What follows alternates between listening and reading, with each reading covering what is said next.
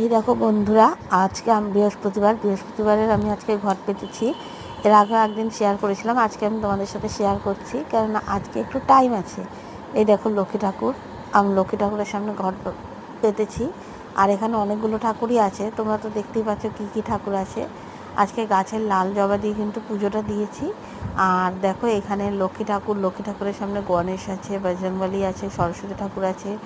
এই ঠাকুরগুলো তোমার এই সাইডে আছে, আর তার পাশে রয়েছে হচ্ছে তোমার, এই দেখো এবার তোমাদের দেখাবো। আগে লক্ষ্মী ঠাকুরটা ঠিকঠাক করে দেখিনি। এই দেখো আজকে মালাটা গাঁথতে পারিনি, কেননা ফুলগুলো পচে গেছে।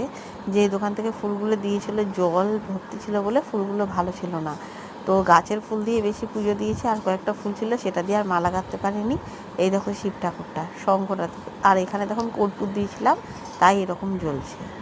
একটু আরতি করেছি ঠাকুরের সামনে। কেমন হয়েছে তোমরা একটু কমেন্টস করে তোমরা সবাই বলো। চলো টাটা, বাই।